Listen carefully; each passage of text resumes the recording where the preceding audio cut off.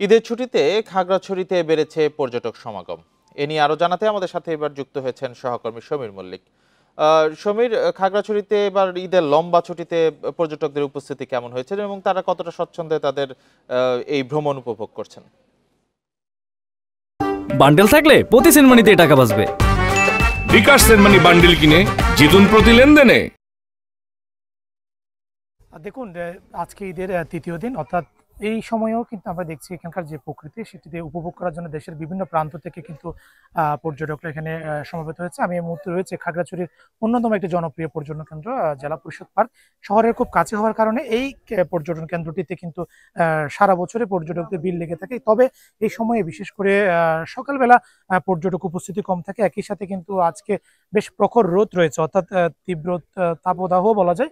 যে অনেক কিন্তু এই গরম উপেক্ষা করো, যেহেতু আসলে ঈদের একটা লম্বা বন্ধ রয়েছে আজকে প্রায় তৃতীয় দিন, সেই বন্ধ উপভোগ করার জন্য খাগড়াছড়ির বিভিন্ন পর্যটন কেন্দ্রগুলোতে ঘুরে বেড়াচ্ছে। জেলা পরিষদ পার্ক ছাড়াও এখানকার অন্যান্য যে পর্যটন কেন্দ্রগুলো হচ্ছে, বিশেষ করে আলুটিলা যে রহস্যময় গুহা রয়েছে সেটির সৌন্দর্য বা রোমাঞ্চ উপভোগ করার জন্য কিন্তু আমরা দেখেছি গতকাল বা গত পরশুদিন বা আজকে সকাল থেকে কিন্তু আলুটিলাতে ভিড় হয়েছে।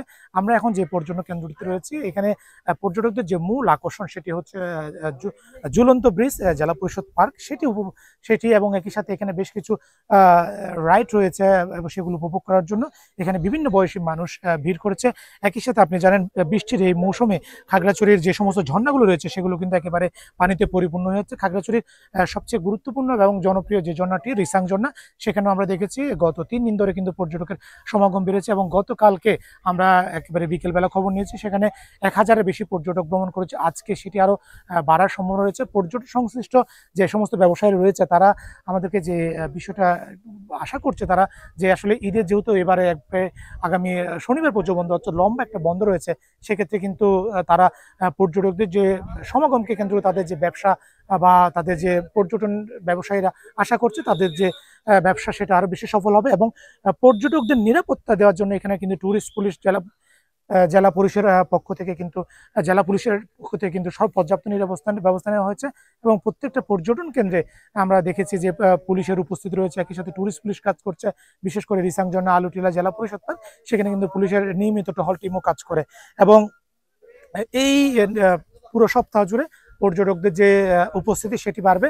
এবং এখানে যে সমস্ত পর্যটন কেন্দ্রগুলো রয়েছে, যে যে সমস্ত পর্যটন কেন্দ্রগুলো রয়েছে সেগুলোকে আরো বেশি পর্যটক বান্ধব করে তোলার জন্য এখানকার যারা পর্যটন সংস্থা তারা কিন্তু সর্বোচ্চ ব্যবস্থা নিয়েছে। এবং নিরাপত্তার যে বিষয়টি সেটি পুলিশের পক্ষ থেকে দেখা হচ্ছে। এবং আমরা গতকালকে ট্যুরিস্ট পুলিশের সাথে কথা বলেছি, তারা 3 স্তরের নিরাপত্তা দিয়ে পর্যটকদের নিরাপত্তা দিচ্ছে। এবং পর্যটকদের একটা বড় অংশ যারা খাগড়াছড়িতে আসছে তারা কিন্তু সাজেকে যাচ্ছে। সেখানেও আমরা দেখেছি সাজেকে যে সময় আসলে মেঘ এবং পাহাড়ের সৌন্দর্য সেটা উপভোগ করার জন্য আজকে সকাল থেকে প্রচুর পর্যটক সাজেকে গেছে। এবং আগামী এই পুরো সপ্তাহ জুড়ে কিন্তু সাজেকে যে পর্যটকদের ঢল সেটা অব্যাহত থাকবে। একই সাথে খাগড়াছড়িতে যে সমস্ত পর্যটন কেন্দ্রগুলো রয়েছে সেখানেও পর্যটকদের যে ভিড় সেটা চলমান থাকবে। এবং খাগড়াছড়ির যে সমস্ত হোটেল মোটেলগুলো রয়েছে সেখানে আমরা কথা বলেছি, অধিকাংশ হোটেল আসলে আগামী 15 জুন পর্যন্ত বুকিং রয়েছে। কোনো হোটেলে 100% বুকিং হয়ে গেছে, আবার কোনো হোটেলে 50-60% পর্যন্ত ইতিমধ্যে বুকিং হয়েছে। তারা আশা করছে আগামী দিনগুলোতে তারা যারা পর্যটন হোটেল ব্যবসায়ী রয়েছে তাদের সেখানে অতিথি বাড়বে এবং অতিথি বাড়লে তাদের যে পর্যটন কেন্দ্রিক ব্যবসা বা তাদের আয় সেটাও বাড়বে।